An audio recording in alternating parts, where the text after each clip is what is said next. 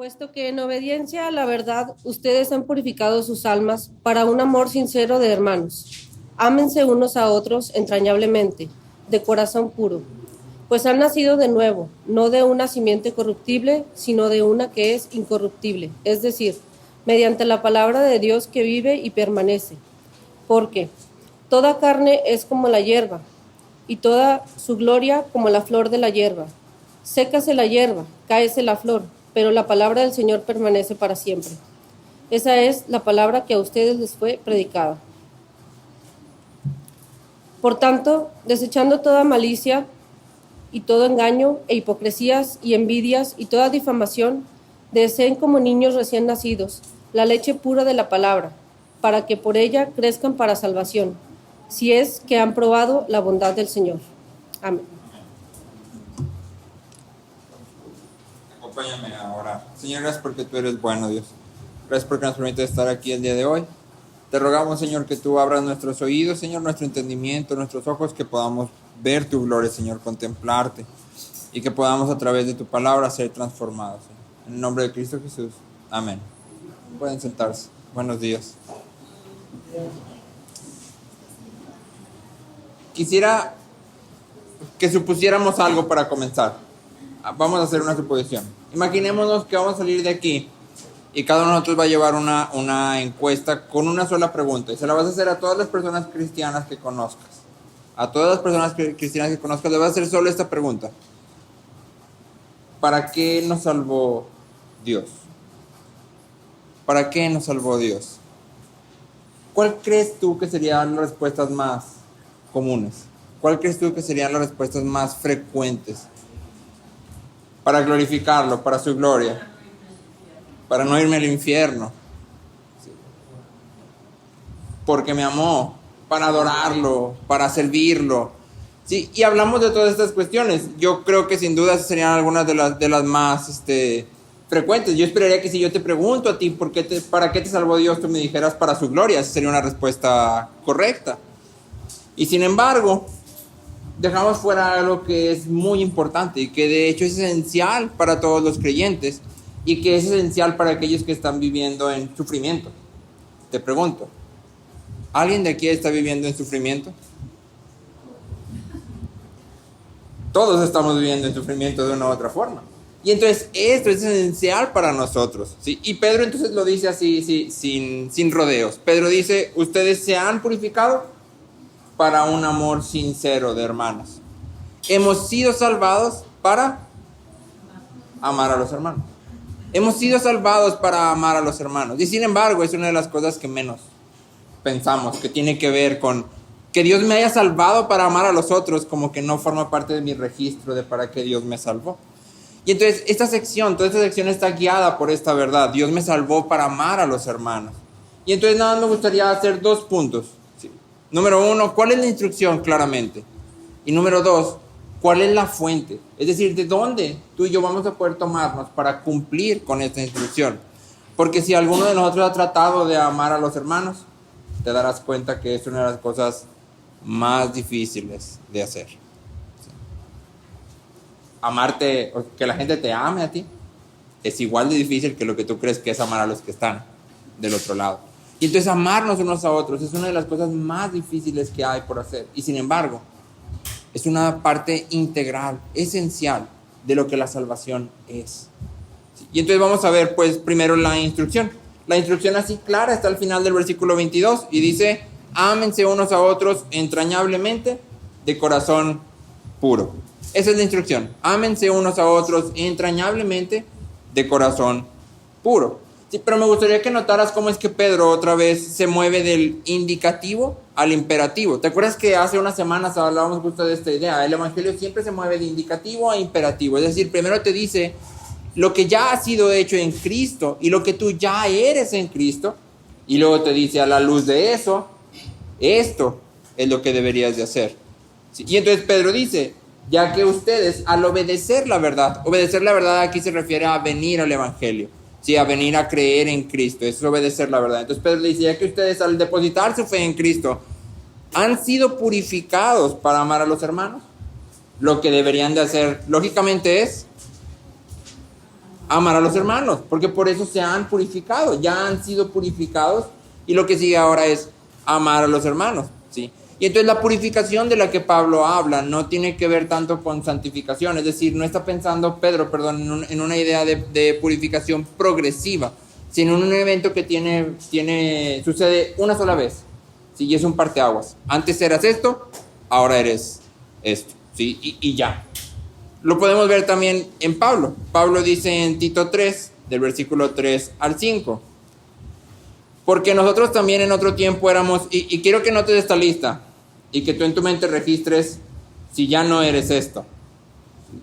Que tú digas, no, esto yo ya no soy definitivamente. Fíjate, dice, en otro tiempo nosotros éramos necios, desobedientes, extraviados, esclavos de deleites y placeres diversos, viviendo en malicia y envidia, aborrecibles y odiándonos unos a otros.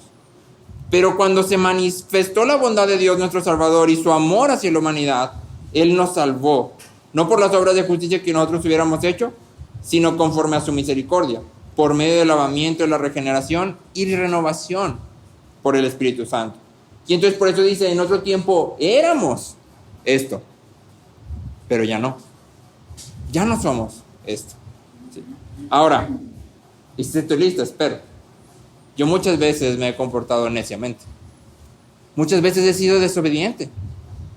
Muchas veces he actuado como si estuviera extraviado y no tengo ni la menor idea de qué debería hacer en esta situación o en aquella, y hago todo menos lo que debería de hacer. Constantemente respondo a mis deleites en vez de a Cristo. Y entonces Pablo aquí está diciendo algo que en realidad yo no experimento de manera completa y que yo supongo que tú tampoco. Porque aunque esto es lo que antes éramos, yo todavía sigo luchando con mucho de esto. Y entonces la idea aquí es clara. Tú ya has sido lavado en Cristo. Tú ya has sido purificado. Todo esto eras antes. Porque en Cristo ya es una realidad. Aunque tú y yo en hoy por hoy seguimos luchando contra ello, en Cristo ya está hecho. Es seguro. Y entonces, como ya hemos sido limpiados por Cristo, es posible que dejemos de vivir como necios. Es posible que dejemos de vivir como hijos desobedientes.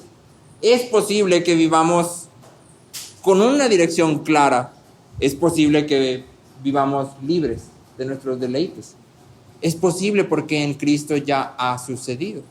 Un autor dice que la santificación, es decir, el proceso por el cual crecemos en nuestra semejanza a Cristo, la santificación es simplemente el acto de vivir de acuerdo a lo que la justificación ya ha dicho. Y la santificación es simplemente vivir de acuerdo a lo que la justificación ya ha dicho. Y la justificación ha dicho, tú ya no eres necio, tú ya no eres desobediente, tú ya no estás extraviado, tú ya no eres esclavo de tus deleites.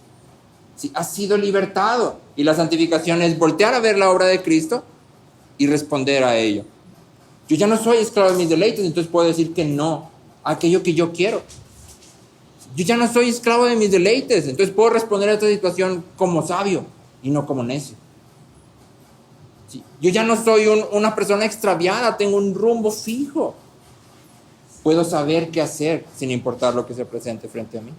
¿Por qué? Porque Cristo ya ha hecho eso por mí. Y esta es la manera en que todo el evangelio siempre se mueve, y Pedro no es la excepción. Pedro dice, como ustedes se han purificado para amar, entonces deberían de amar. Eso es lo lógico. Ahora, aquí la pregunta, si para ti, para mí, de entrada debería de ser, ¿a cuántos de los hermanos de tu alrededor amas? Y hablo específicamente aquí en la congregación. El amor por los hermanos debería extenderse más allá de esta congregación, pero sin duda debería de empezar en esta congregación, porque eres parte de esta congregación. Y entonces te pregunto, ¿a cuántas de las personas que están a tu alrededor amas? O lo volteo, porque luego nosotros somos muy propensos a decir, no, yo los amo a todos los amo. Pero si te lo pregunto diferente, y la pregunta sería, ¿cuántas de las personas a tu alrededor se sienten amadas por ti? ¿Cuántos de los que están a tu alrededor pueden decir, yo sé que fulanito me ama? Y lo sé porque lo ha demostrado. Porque cuando simplemente lo decimos de palabras, todos sabemos que ese es un amor que no es en realidad amor. Y entonces la pregunta crucial para ti y para mí hoy es, ¿cuántas de las personas a mi alrededor se saben amadas por mí? Quisiera que nos enfocáramos mucho, bastante, de hecho la mayor parte, en la forma en que Pedro describe el amor que deberíamos de manifestar. Porque tú y yo luchamos con amar a las personas. Y no tiene tanto que ver con ellas, tiene que ver más con nosotros. Tiene que ver con que no queremos abandonar ciertas cosas o no queremos dejar o sacrificar ciertas cosas. Y entonces convertimos el amor en una serie de acciones que no nos cuesten tanto. Y hablamos de amar a los hermanos y decimos, no, es que yo sí lo amo y le manifiesto mi amor. Le mandé un WhatsApp hace 15 días para preguntarle cómo estaba. ¿A poco eso no es amor? O en la iglesia siempre me paro y lo saludo y le digo, ¿cómo estás, hermano? ¿Sí? Dios te bendiga y lo abrazo. O siempre le pregunto, oye, ¿en qué te puedo ayudar? ¿A poco eso no es amor? El problema con todo eso es que si te fijas, es amor, y entre comillas amor, seguro. Es amor cómodo. ¿Qué tanto te cuesta mandar un WhatsApp?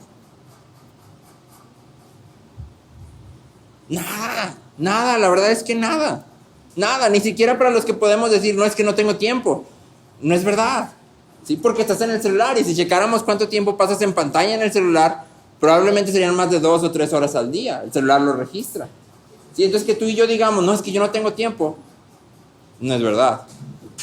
Y entonces tratamos de amar, pero sin perder nada. Tratamos de amar, pero sin sacrificar nada. Y nos olvidamos de lo que Cristo nos ha enseñado. Y es que el amor siempre implica sacrificio. El amor siempre implica sacrificio. Imagínate que Dios hubiera quedado en mandarnos un WhatsApp. Nos mandó un mensaje y su mensaje fue: el que cumpla la ley, vivirá. Y que Dios dijera, pues ya. O sea, ya te mostré mi amor, ¿no? Ahí está el medio de salvación, cumple la ley y te salvas. ¿Qué más quieres? ¿Podríamos salvarnos? Estaríamos, pero perdidos, refundidos. Pero Dios nos ama y entonces nos da la ley para mostrarnos que no podemos salvarnos, pero también provee un Salvador. Cristo viene a sufrir en nuestro lugar. Y a veces lo pasamos muy rápido, y yo sé que lo mencionamos todos los domingos, y espero que todos los miércoles y que lo escuches siempre que predicamos, pero a veces lo pasamos muy rápido. Pasamos muy rápido, sí, Cristo murió por ti, ya todo eso, somos cristianos, todos sabemos eso. Sí, todos lo sabemos, pero deberíamos de meditar en ello. ¿Cuánto? Corintios dice que Cristo, siendo rico, se hizo pobre para que nosotros fuésemos ricos, para que nosotros fuésemos enriquecidos. ¿Cuánto? Si quisieras calcular, ¿cuánto crees que es la riqueza de Cristo en la eternidad junto con Dios en perfecta comunión? ¿Cuánto? Es incalculable, es infinita, o sea, no puedes ni imaginarte, no puedo ni imaginarme. Y sin embargo Cristo dice, por ellos me voy a hacer pobre. Y nota que Cristo, porque Cristo pudo haber decidido nacer en cualquier lado que él quisiera. Pudo haber nacido a lo mejor en vez de en un pesebre, en una familia que no tenía muchos recursos, haber nacido en una familia de alcurnia. ¿Sí? Y vivir su niñez, pues, fifí, ¿no? Ya a los 36 años igual ya se mete y empieza ahí, camina a la cruz, pero su niñez la vivió, pues, con placeres y con cuidados. Y sin embargo, Cristo no elige eso. Desde el principio de la existencia de Cristo, Él está manifestando que a Él, de la existencia como hombre de Cristo, Él está manifestando que Él ha decidido hacerse pobre. Él se hizo pobre por nosotros. Se hizo un hombre que depende de otros hombres. Y eso en sí mismo nos debería de asombrar bastante. Cómo el Dios que sustenta todas las cosas se va a convertir en un bebé que necesita que lo alimenten, si no se muere. Que necesita que lo bañen para poder estar bien. Y sin embargo, Cristo lo hace. Y el ejemplo de Cristo entonces es claro y es así tajante. Amar implica siempre sacrificio. Si tu amor no incluye sacrificio, no es amor. Si tu amor no te obliga a perder algo que es tuyo, a dar algo que es tuyo, entonces no es amor. El amor desde la comodidad no es amor cristiano. Y entonces Pedro aquí utiliza 3 expresiones para recordarnos qué tipo de amor deberíamos de estar viviendo. ¿Cuál es el amor al que el Evangelio nos llama?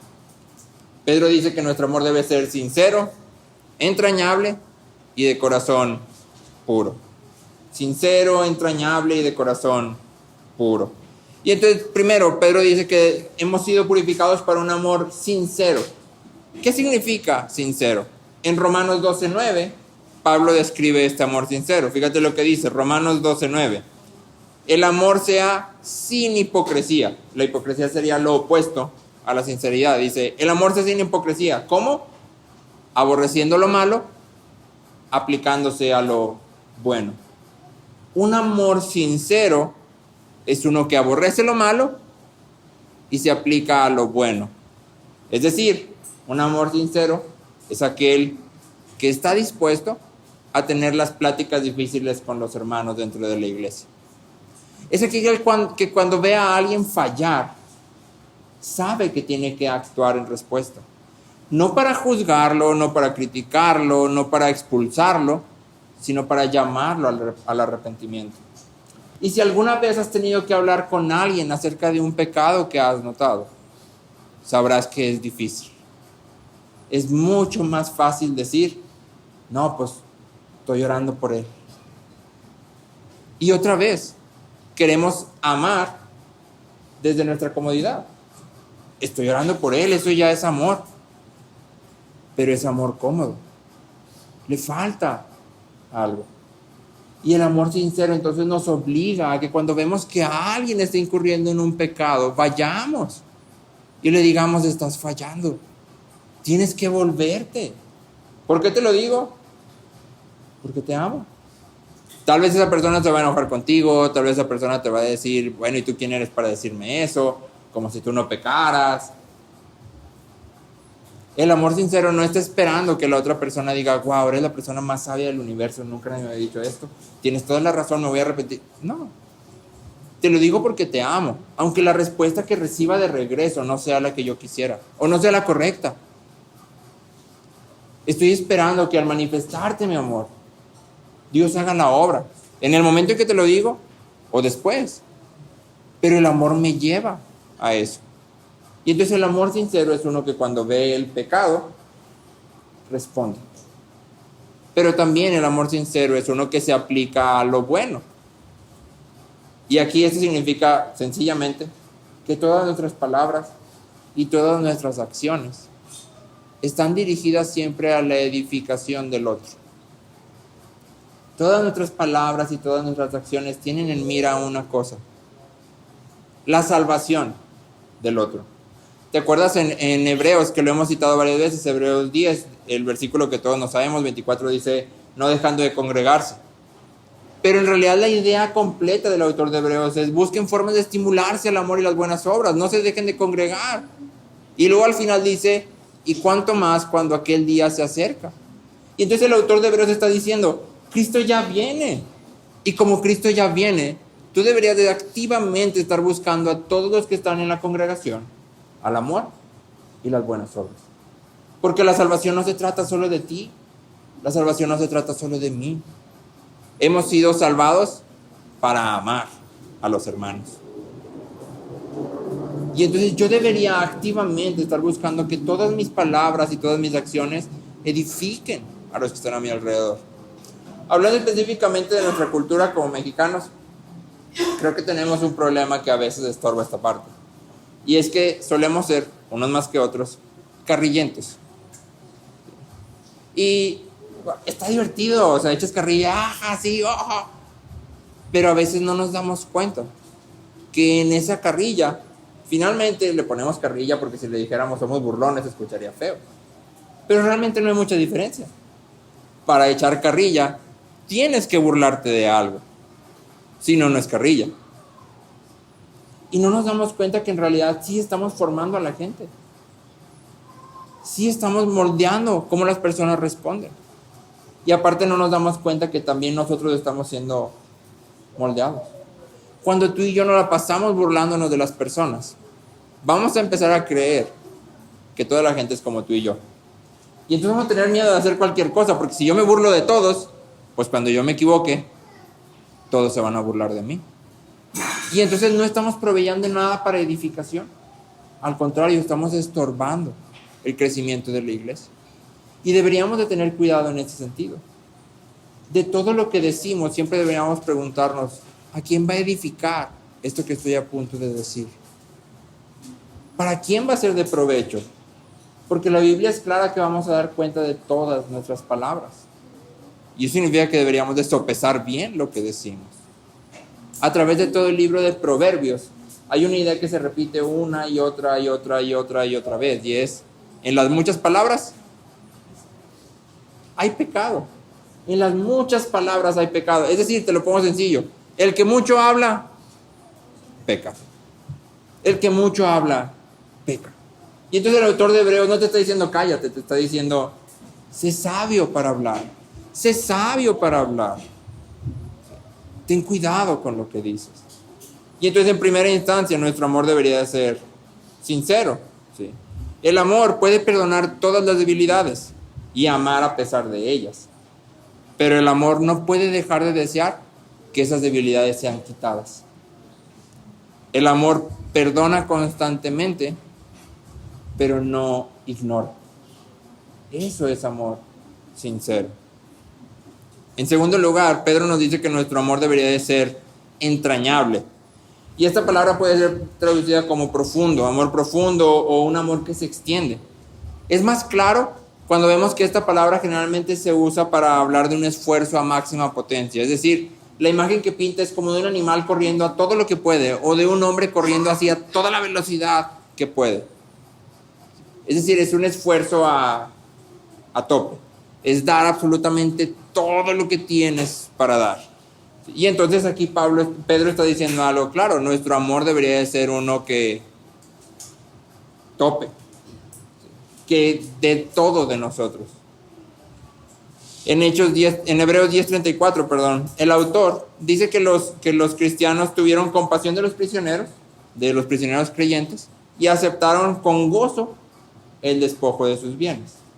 Sí, les está recordando esto que sucedió, y es muy interesante, porque lo que está diciendo es que los cristianos en este tiempo estaban siendo perseguidos y eran metidos a la cárcel.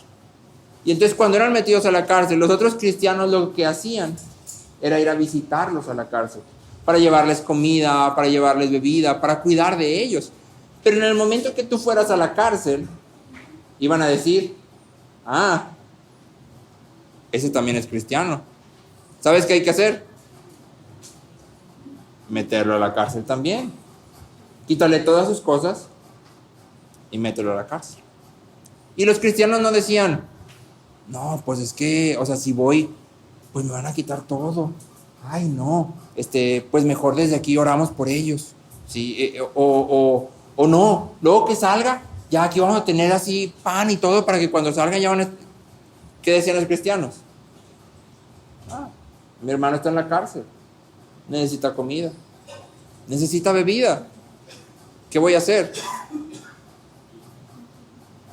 Llevarle comida, llevarle bebida, aun si eso significa perder todo lo que tengo, aun si eso significa despojarme de todas mis posesiones materiales, no importa. Y nota que el autor dice, se aceptaron con gozo. Es decir, no es resignación, no es, bueno, pues ya Pedro dice que nos tenemos que amar, pues ni modo, voy a tener... No, con gozo. Para esto he sido salvado. Para esto he sido salvado. ¿Cuántas de tus cosas materiales luchas por darle a tus hermanos? ¿O luchas porque tus hermanos desgasten? Es decir, ¿cuántas veces van a tu casa, quien tú quieras, y luego, después de que se van, piensas, no, pues es que mira cómo me dejó el sillón, no, pues es que ve cómo le hizo allá la silla, no, pues es que ni recoge ahí no, pues es que también, o sea... Espero que nadie piense eso aquí, ¿verdad? O cuántas veces tienes cosas materiales y es como que, no, es que esto no se lo puedo dar. No se lo puedo dar porque esto es mío y yo lo quiero mucho. ¿Sí sabes? ¿No? O sea, es único para mí. Y entonces nos aferramos a las cosas materiales. Que la verdad, si lo piensas un poco, es bastante vano. Las cosas materiales se van a acabar. Las cosas materiales se van a acabar. Pero tú y yo vamos a ser hermanos por toda la eternidad. Por toda la eternidad. Si estamos en Cristo, nos vamos a ver toda la eternidad. Y entonces deberíamos de vivir a la luz de ello. Pablo dice en Corintios, yo con mucho gusto desgastaré mis cosas y aún yo mismo me desgastaré. ¿Cuántas veces a la semana, al día, al mes, desgastas tus cosas y tú mismo, con gusto, por tus hermanos? Y no deberías de contarlas, en realidad debería ser un estilo de vida. Debería ser la forma en que vivamos constantemente. Al igual que el amor de Cristo en la cruz, nuestro amor siempre toma acción en sacrificio práctico. Nuestro amor siempre toma acción en sacrificio práctico. Bonhoeffer en su libro de Vida en Comunidad dice algo que me gusta, y Bonhoeffer dice, nuestro hermano no se ha convertido en nuestro hermano hasta que se convierte en una carga. Nuestro hermano no es nuestro hermano hasta que es una carga. Y me gusta, porque eso es lo que la Biblia enseña. Sobre llevar los unos las cargas de los otros, lo cual implica que yo tengo que soportar a mi hermano. Cuando Bonhoeffer habla de que se convierte en una carga, no está diciendo que lo sientes pesado y todo el tiempo estás, no, sino que sé que lo tengo que soportar. Y hasta que no lo estoy activamente soportando, entonces realmente no estoy comportándome como su hermano. En tercer lugar, Pedro dice que nuestro amor debería de ser de un corazón puro. Es decir, nuestro amor debería de nacer de lo más profundo de nosotros. ¿Sí? Nuestro corazón ha sido purificado y por eso Pedro dice de un corazón puro. Pero el hecho de que hable del corazón está diciendo que Pedro tiene en mente que no es simplemente un amor mecánico. No es simplemente hacer las acciones que corresponden al amor, sino es sentir también ese amor. Es que mis afectos también estén dirigidos hacia esas personas. Pablo en Corintios 13 deja claro, dice, si entrego mi vida por otro, pero no tengo amor, no vale nada. Pero la idea de ella es esa. Puedes entregar tu vida por otros y hacerlo sin amor.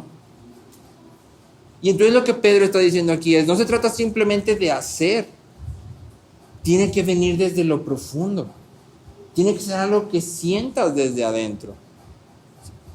Y aquí entramos, hace un tiempo que estuvimos en emociones, ¿recuerdas que una y otra vez decíamos que la Biblia nos llama a sentir ciertas cosas?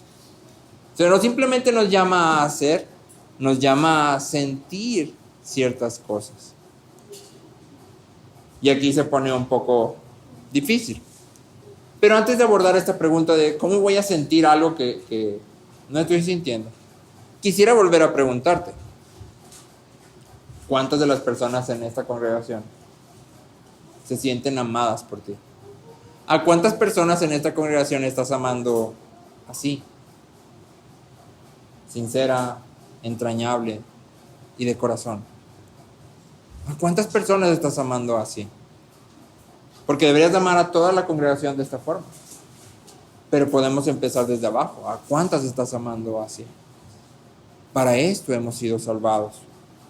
En medio del sufrimiento, una de las mayores tentaciones que todos tenemos es centrarnos total y únicamente en nuestro sufrimiento. En medio del sufrimiento, lo que más sentimos es el sufrimiento. Eso se siente más real, eso está próximo. Y la tentación más grande es encorvarnos en nosotros mismos y ver simplemente cómo todo el tiempo estamos sufriendo. Y Pedro lo sabe, y entonces Pedro dice, ¿sabes qué deberías hacer en medio del sufrimiento? Deberías de amar sinceramente, entrañablemente y de corazón. Eso deberías de hacer. Un autor dice, la historia de mi vida, escrita por Dios, quien es soberano, incluye mi sufrimiento, el cual es un regalo para la iglesia. Mi sufrimiento es un regalo para la iglesia, porque en medio de mi sufrimiento yo voy a poder servir a la iglesia de maneras que tal vez otras personas no pueden, porque no han experimentado lo que yo estoy experimentando, porque no han pasado por esta situación que yo estoy pasando, y voy a poder entonces responder y ver cosas que tal vez otros no pueden ver. Y entonces mi sufrimiento debería de ser visto como un regalo para la iglesia. A Dietrich Bonhoeffer, cuando ya por fin lo atrapan, Bonhoeffer fue un pastor durante la Alemania nazi. Si no han leído su vida, les recomiendo que la lean. Bonhoeffer tiene oportunidad de escapar de Alemania, se va a Nueva York, y estando en Nueva York, él empieza a estar muy apesadumbrado. Y entonces decide que no puede estar en Nueva York y se regresa a Alemania. Porque él piensa, ¿cómo es que yo, sabiendo que hay toda esa necesidad en el lugar donde yo estoy, donde yo nací, voy a huir de ahí para salvarme a mí mismo? Y entonces Bonhoeffer regresa a Alemania y empieza a hacer todo lo que el Führer había prohibido. Bonhoeffer instala una escuela secreta de pastores, a fin de que los pastores puedan ir y enseñar lo que realmente era la Biblia, porque el Führer había tomado la iglesia cristiana y ahora era una iglesia que hacía juramentos al Führer y repudiaba a los judíos junto con el Führer. Era efectivamente una iglesia nazi, que ya no era entonces una iglesia cristiana. Y entonces Bonhoeffer está haciendo todo esto al mismo tiempo que está haciendo otras cosas también muy interesantes. Pero finalmente cuando lo atrapan y lo meten a la cárcel, lo van a matar. Y Bonhoeffer sabe que lo van a matar. Y en la cárcel escribe varias cartas, y puedes ver en sus cartas que él está luchando con la tristeza, él está luchando con la soledad. Bonhoeffer estaba comprometido, se iba a casar. No tiene ni la menor idea de dónde está su prometido. Y su prometida no sabe dónde está él, porque no tenías forma de saber a dónde se los habían llevado. Y puedes ver en sus cartas que él está luchando con todo esto. Pero también la historia nos dice que Bonhoeffer se convierte en el pastor no oficial de la cárcel donde está. La gente empieza a ir a buscarlo, porque en medio de todo eso, todos están sufriendo y necesitan consuelo. ¿Y quién está para consolarlos? Bonhoeffer. No era el único cristiano, pero sí fue el que respondió a la necesidad. Y en medio del sufrimiento, amó a aquellos que estaban a su alrededor. Tú y yo deberíamos de hacer exactamente lo mismo. Bonhoeffer es un ejemplo más contemporáneo, pero también más chiquito, porque Cristo hace exactamente lo mismo. En medio de su sufrimiento, Cristo dice, no les tomes en cuenta lo que hacen. Si no saben, no se los tomes en cuenta. ¿Qué está haciendo?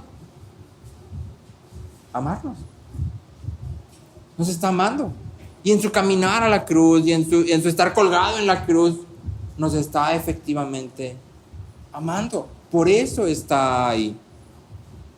Y el llamado de Pedro entonces es exactamente el mismo. En medio del sufrimiento, tú y yo deberíamos de amar a los hermanos.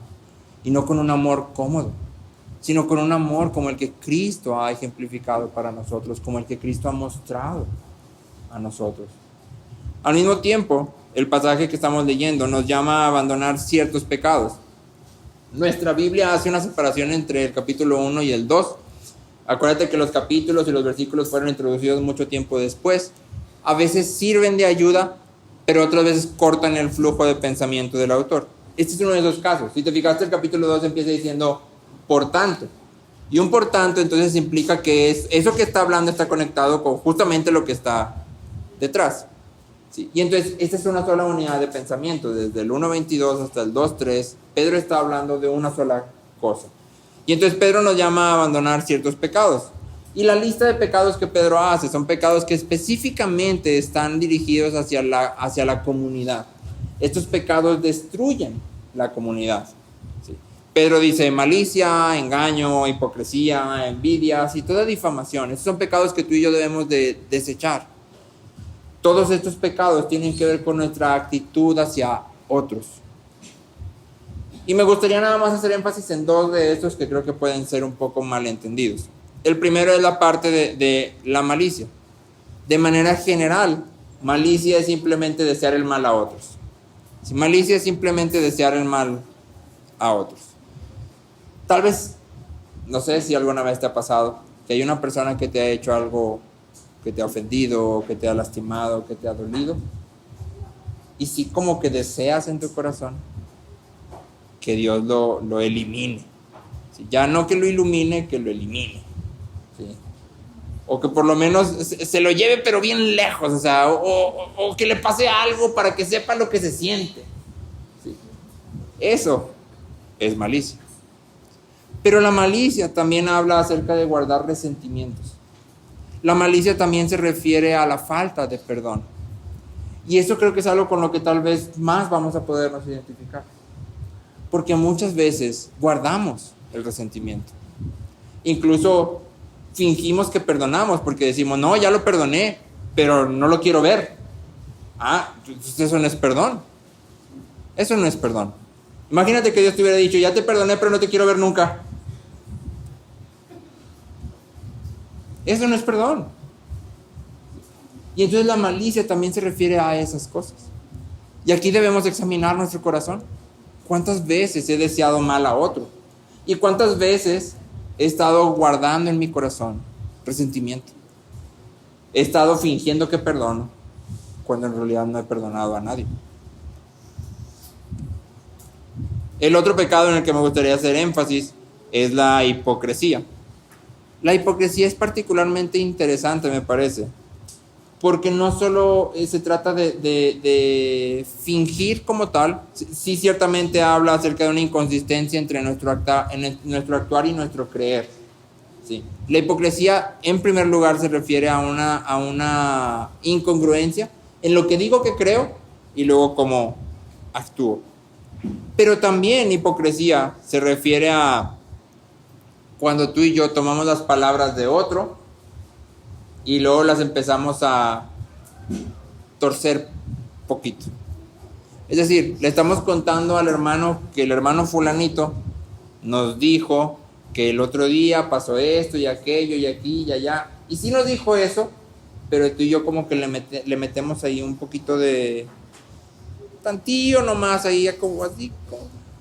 Y ese torcer poquito ya cambia. O el objetivo, o la intención, ¿sí? O la forma en que las palabras fueron recibidas. Y la persona que nos está escuchando entonces recibe algo distinto. ¿Sí? Y entonces la conclusión con la que la persona se queda es distinta a la que debería de obtener. Y eso también es hipocresía. Siempre que tú y yo venimos a la iglesia y nos ponemos una máscara de cristiano súper espiritual que no peca, estamos efectivamente siendo hipócritas. Estamos siendo hipócritas. Siempre que venimos a la iglesia y las personas nos preguntan, oye, ¿te puedo ayudar en algo? ¿Te puedo servir en algo? Y tú y yo decimos, no, estoy bien, todo bien, gracias a Dios. Es falso. Es falso. ¿Sí? ¿Por qué es falso? Porque todos necesitamos a los otros. Todos necesitamos a los otros. Pero no nos gusta admitir que necesitamos. Y estamos siendo entonces efectivamente hipócritas. Tú y yo somos pecadores. Y es delante de nuestros hermanos que deberíamos sentirnos más seguros para confesar nuestros pecados. Es ahí donde deberíamos poder venir y decir, ¿sabes qué? Estoy fallando con esto, estoy luchando con esto, estoy teniendo un problema con esto. Ayúdame. Porque si no le puedes decir a tu hermano, ¿a quién le vas a decir? Tú y yo somos muy espirituales y entonces siempre recurrimos a, no, pero ya le dije a Dios, le estoy pidiendo ayuda a Dios. Qué bueno. Pero la Biblia nos dice que necesitamos a los hermanos. Santiago dice, confiesen sus pecados unos a otros. Santiago no dice, confiéselos a Dios. que debemos confesarlos a Dios totalmente, pero Santiago dice, confiesen sus pecados unos a otros. ¿Sí? Y no es una sugerencia, es una instrucción. ¿Por qué deberíamos de confesar nuestros pecados? Millones de razones, pero por lo menos dos aquí rápido. Uno, confesar nuestros pecados nos va a recordar a todos dentro de la congregación que todos somos pecadores. Todos somos pecadores. Y entonces nadie va a tener vergüenza de venir y decir, estoy luchando con esto. Y dos, el pecado siempre quiere tenernos solos. El pecado siempre quiere tenernos en la oscuridad.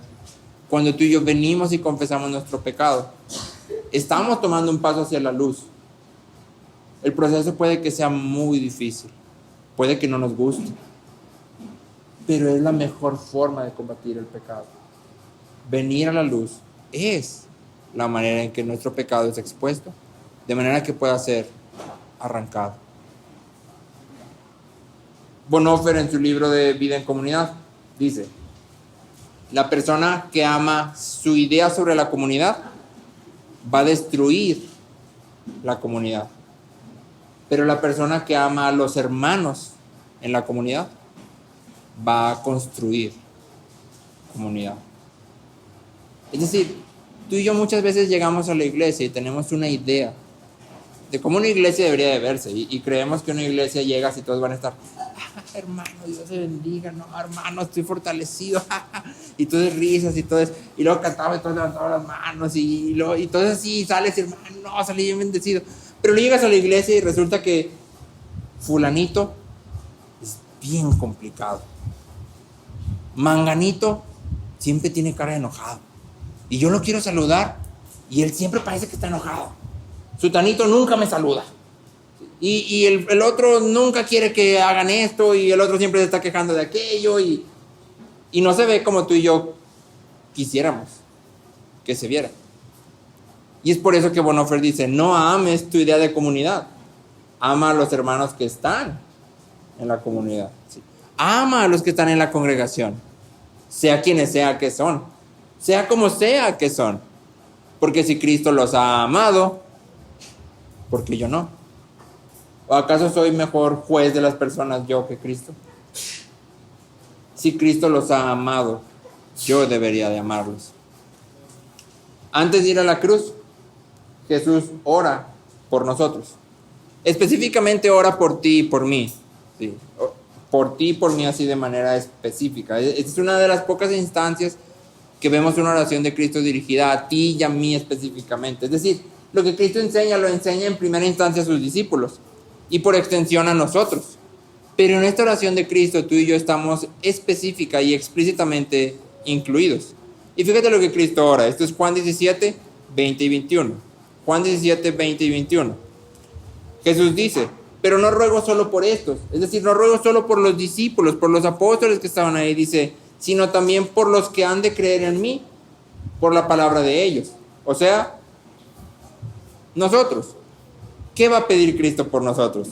Dice: para que todos sean uno. Como tú, oh Padre, estás en mí y yo en ti, que también ellos están en nosotros, para que el mundo crea que tú me enviaste. Que sean uno para que el mundo crea que tú me enviaste. La unidad cristiana no es opcional. El amor cristiano no es periférico. No es un añadido, no es la cereza del pastel. Es parte esencial de lo que significa ser cristiano. Y entonces nuevamente te pregunto, ¿estás amando a los que están a tu alrededor en la congregación? ¿Estás activamente amándolos? Porque es posible. Tú puedes poner muchas razones. Es que a mí no, es que fulanito es bien difícil, o es que a mí eso no se me da, o es que... Pero Pedro está siendo claro. Ya que ustedes se han purificado para amar, amen. Es decir, amar es posible. Y por lo tanto deberías de amar. Estando en Cristo, amar es posible. Y por tanto es requerido. Ahora la pregunta crucial que hacíamos hace un momento es, ¿cómo le hago? O sea, sí, todo está muy bonito y todo está padre y todo, pero ¿cómo le voy a hacer? A mí esto no me sale. A mí me gusta estar solo en mi cuarto, encerrado todo el día con las luces apagadas y el Xbox prendido y música y que nadie me hable. Es así, yo soy feliz ahí, soy solitario. ¿Sí? ¿Cómo le hago para pasar de ermitaño a hombre o a mujer de 1000 amigos? ¿Cómo le hago? ¿Cómo podemos deshacernos de la malicia, de la envidia, la hipocresía, a fin de que podamos amar sincera y entrañablemente a nuestros hermanos? ¿Cómo lo podemos hacer? Y fíjate algo muy interesante, porque Pedro dice, desháganse de la malicia, del engaño, de la hipocresía, desháganse de todo eso. Y luego no pone una lista de virtudes. No dice, pónganse esta lista de virtudes: amable, afable, confiable, leal. No. Pedro dice, deshazte de todo eso y en lugar de ello, desea algo. ¿Qué deberías desear? La leche pura de la palabra. O sea, quita todo eso y desea esto. Y entonces, Pedro está hablando primero de la palabra como leche. Y aquí es importante hacer una aclaración. En Hebreos, el autor usa también la imagen de leche para hablar acerca de los rudimentos básicos. Es decir, hace una comparación entre leche y carne. Esta no es la idea de Pedro. Pedro no está diciendo que sus lectores son bebés espirituales o que son cristianos recién convertidos. Está diciendo algo diferente. Pedro está diciendo, si un bebé no tiene leche, ¿qué le pasa? Se muere. Y si tú no le das de comer al bebé durante 5 horas, ¿qué va a hacer el bebé? Llorar y llorar y llorar y llorar y llorar y llorar y llorar y llorar. O sea, el bebé va a llorar y llorar y llorar. ¿Por qué? Porque necesita la leche. La necesita. ¿Sí? No es simplemente algo que el bebé dice, ay, pues como que se me antoja leche. O sea, igual si no me dan no pasa nada. El bebé dice, necesito comer. Porque si no como, me muero. Necesito comer. Y entonces clama por la leche. Y esa es la idea de Pedro. ¿Sí? Para un bebé la leche no es un beneficio añadido. ¿Sí? Es lo que lo mantiene con vida. Y es aquello por lo cual el bebé clama constantemente. Y entonces para ti, para mí como creyentes, el deseo por la palabra, como leche, es una evidencia de que estamos vivos.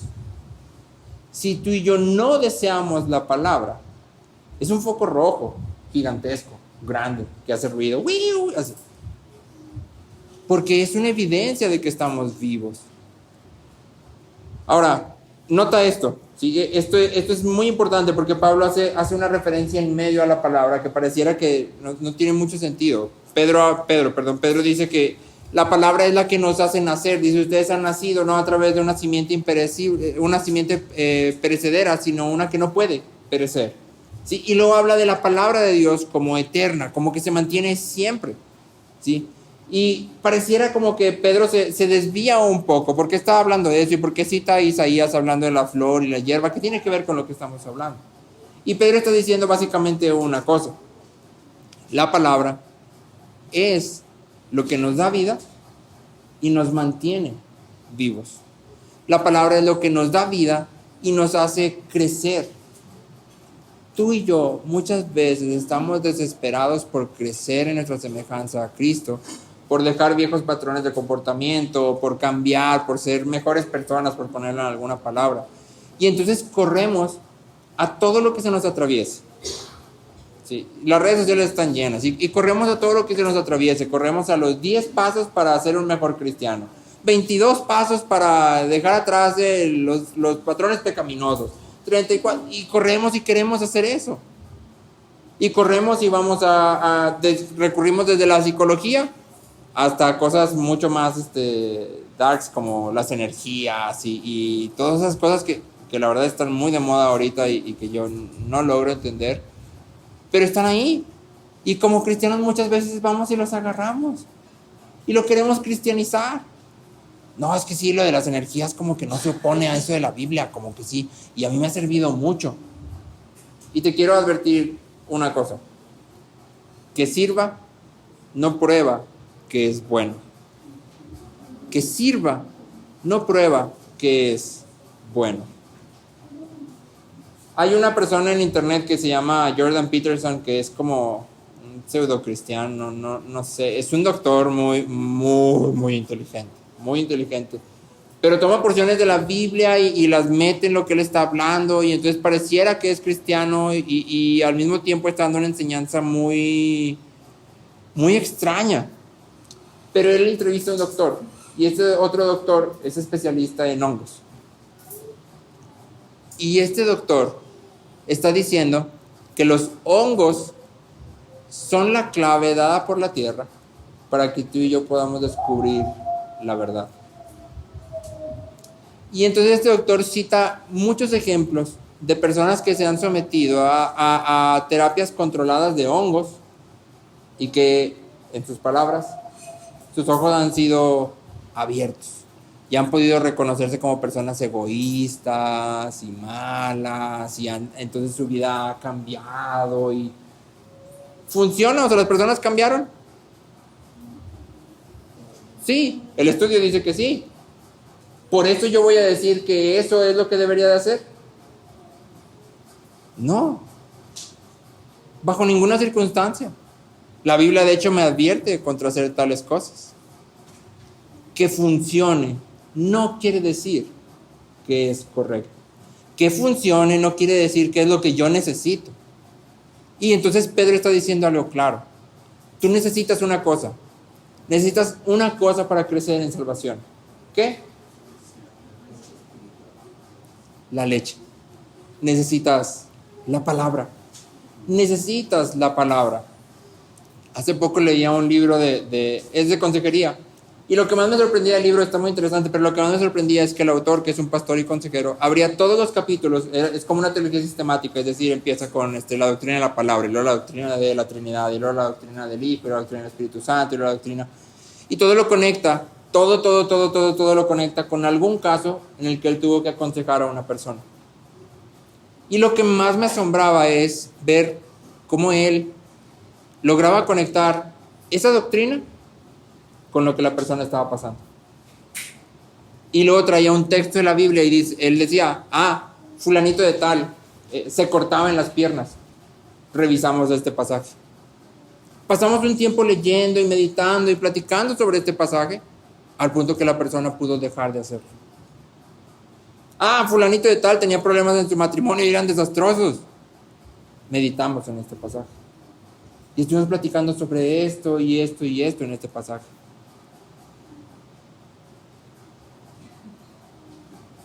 La palabra es suficiente. La palabra es suficiente. No necesitas nada más. Ahora, quiero ser claro. No te estoy diciendo que es pecado ir con el psicólogo o a terapia No es pecado. Puedes hacerlo. Pero la palabra es lo que tú necesitas. La palabra es lo que va a hacer efecto. La palabra es lo que Dios nos ha dado. Pedro dice en su segunda carta que Dios nos ha concedido todo cuanto concierne a la vida y a la piedad. Él nos ha concedido todo lo que concierne a la vida y a la piedad. Mediante su palabra nos ha dado todo eso. Y entonces, ya que la palabra es la fuente y el sustento de nuestra vida, Pablo nos llama a desear la leche pura. ¿Sí? Pablo dice, esto es lo que necesitas para crecer, y por lo tanto deberías de desear leche pura. Y aquí implica dos cosas de manera breve. Una, que no toda predicación de la palabra es pura. Él está diciendo, necesitas leche pura. O sea, no toda es pura. Y en esto necesitamos discernimiento. En 2 de Timoteo 2.15, Pablo le dice a Timoteo, procura con diligencia presentarte a Dios aprobado, como obrero que no tiene de qué avergonzarse. ¿Qué significa esto? Dice que maneja con precisión la palabra de verdad. Es decir, un obrero aprobado es uno que maneja con precisión la palabra de verdad. Y eso implica también que podemos manejar sin precisión la palabra. Podemos citar miles de pasajes y podemos citar historias bíblicas y podemos torcerlas completamente. Y podemos decir otra cosa que no es lo que está diciendo ahí. Y también al mismo tiempo este solo versículo nos dice que todo esto requiere diligencia. Procura con diligencia. Y algo que necesita diligencia es efectivamente un trabajo. Si necesita diligencia, es porque es trabajo. Y entonces Pablo está diciendo algo que es claro, ¿sí? El estudio diligente de la palabra nos va a sustentar a través de nuestra peregrinación. El estudio diligente de la palabra nos va a hacer crecer. No solo la lectura casual, no solo escuchar las predicaciones, que es buenas ambas cosas, sino también el estudio diligente. El trabajar, el pasar tiempo en la palabra nos va a sustentar. Ahora, ¿cómo sabemos que manejamos o no la palabra con precisión? ¿Cómo puedo llegar yo a un lugar y decir, aquí la palabra está siendo manejada con precisión? O, no, aquí se me hace que están un poco imprecisos. ¿Cómo puedo saber? Te quiero dar nada más 3 guías breve.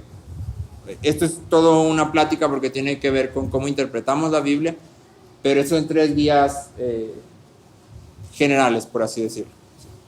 Primero, toda la palabra trata de Cristo. Toda la palabra se trata de Cristo. Toda. Cualquier historia que tú leas en el Antiguo Testamento, cualquier pasaje que leas en el Nuevo, cualquier versículo que tú cites o lo que sea, todo apunta a Cristo. Todo apunta a Cristo. En Juan, Jesús le dice a los fariseos, ustedes estudian la palabra diligentemente porque creen que en ella tendrán vida, pero es ella la que testifica de mí. Pero ustedes no quieren venir a mí para que tengan vida. Toda la palabra nos apunta a Cristo. Y entonces siempre que tú y yo escuchamos un pasaje o leemos un pasaje, ese pasaje no puede ser aplicado directamente a nosotros sin pasar por la revelación que tenemos en Cristo. ¿Sí? Si vamos a Josué y luego leemos en Josué, esfuérzate y sé valiente para que seas prosperado y guarda estas palabras, y luego venimos y predicamos que Dios nos está llamando ahí a esforzarnos y ser valiente y guardar toda la palabra para que seamos prosperados. Eso es impreciso. ¿Por qué es impreciso? Porque tú y yo no podemos hacer lo que Dios le está exigiendo ahí a Josué. No podemos. Necesitamos a alguien que sí pueda. Y entonces ese pasaje debería de decirnos, tú no puedes. Pero Cristo ya lo hizo. Cristo ya lo hizo. Corre a Cristo. Y una vez que estés en Cristo, como Cristo ya lo hizo, indicativo, ahora sí, vive conforme a lo que está ahí. No creyendo que por ello vas a ser bendecido, sino porque ya has sido bendecido, porque Cristo ya lo hizo. Número 2, la Biblia interpreta la Biblia. Y esta es una regla que debes de aprenderte de memoria. La Biblia interpreta la Biblia. ¿Sí? Ya que creemos que la Biblia es la palabra inspirada de Dios, todo lo que está en la Biblia está entrelazado y todo es verdadero. Y entonces tú y yo nunca deberíamos de interpretar un pasaje de la Biblia de tal forma que se vuelva abominable para otro pasaje. Por ejemplo, si hablamos acerca de los pasajes donde pareciera ser que los autores dicen que se pierde la salvación. ¿Sí? Tomamos esos pasajes y decimos, mira, es que aquí claramente dice que se pierde la salvación. Pero si lo interpreto así, esa interpretación se vuelve abominable cuando considero a Juan. Porque en Juan Cristo dice, mi Padre me ha dado mis ovejas y están en mi mano y nadie las puede arrebatar. Y las ovejas están en la mano de mi Padre y nadie las puede arrebatar. Y entonces yo no puedo hacer una parte de la escritura tan grande que opaque otra. Tengo que buscar la forma de reconciliar estas dos, porque las dos están ahí y las dos son verdad. Y entonces la Biblia interpreta la Biblia. ¿Sí? Y tercero, la iglesia nos ayuda en nuestra interpretación. La iglesia nos ayuda. La iglesia, hablando de la congregación que está aquí, pero también hablando de la iglesia a través de todos los siglos. En 1 Corintios 11, Pablo alaba a los creyentes porque guardan las tradiciones con firmeza, tal como les fueron entregadas. ¿Sí? Ese es un punto de alabanza. Ustedes guardan las tradiciones con firmeza. Tú y yo tenemos un problema con la tradición, sobre todo en nuestra cultura mexicana, y es muy entendible. Pero la Biblia no rechaza la tradición, la pone en su lugar correcto. La tradición le sirve a la palabra. La palabra siempre es la máxima autoridad y la tradición está por debajo. Tú y yo regresamos a la historia de la iglesia porque creemos que Dios obra a través de su iglesia. Si justamente el sábado platicábamos con Israel acerca de cómo es que tenemos la Biblia. ¿Cómo tenemos la Biblia? Pues Dios a través de su iglesia cerró el canon bíblico. Dios a través de su iglesia dijo, esta es la Biblia. Y ahora tú y yo sabemos que nada se le puede añadir, nada se le puede quitar. Pero si tú y yo vamos a decir, no, es que los hombres son hombres, no hay que hacerles caso, entonces vamos a perder muchísimo. Porque no se trata de los hombres en sí mismos, se trata de que la iglesia es una obra del Espíritu Santo y Dios obra a través de la iglesia. ¿Sí? Entonces, ¿cómo sabemos que estamos interpretando con precisión? Todo se trata de Cristo. La Biblia interpreta la Biblia y la iglesia nos ayuda en la interpretación. La segunda implicación es que el deseo de la palabra puede y debe cultivarse. Porque es una instrucción. Deseen como niños la leche pura de la palabra. Eso quiere decir que entonces tú y yo, de alguna forma, podemos cultivar el deseo. No es algo que simplemente va a aparecer en nosotros de un día a otro. O sea, hoy no la deseo, pero mañana ya, porque ayer escuché una predicación y ya con eso ya, ahora sí tengo hambre de palabra. Sino que más bien es algo que tú y yo debemos activamente cultivar. ¿Cómo? John Bunyan escribe un poema chiquitito acerca de la ley y la gracia. Y me gusta. Fíjate lo que dice. John Bunyan escribe: corre, Juan, corre. La ley ordena, pero no nos da ni pies ni manos. Mucho mejores noticias trae el Evangelio, que nos llama a volar y nos da alas. Y esta es justamente la misma idea de Pedro.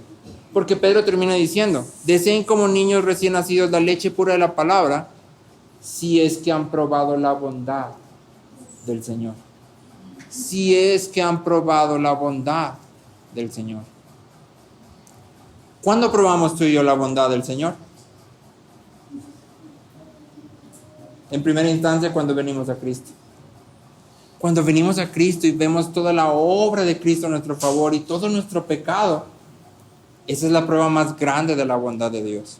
Por eso Pablo dice en Romanos: el que dio a su Hijo no nos dará también junto con él todas las cosas. Es decir, esa es la prueba más grande. Pero aparte probamos su bondad todos los días. Todos los días Dios manifiesta su bondad. Y entonces Pedro está diciendo: ¿quieres desarrollar un deseo por la palabra? Medita en la bondad de Dios. Medita en la obra de Cristo a tu favor. Y date cuenta que la palabra es la revelación de Cristo. A través de la palabra le conocemos. Podemos saber cómo adorarle, cómo servirle, cómo vivir. Y entonces, si tú y yo hemos de desear la palabra, tenemos que meditar en que Dios ha manifestado su bondad hacia nosotros.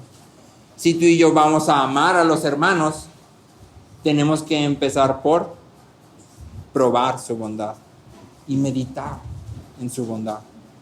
No hay otra forma.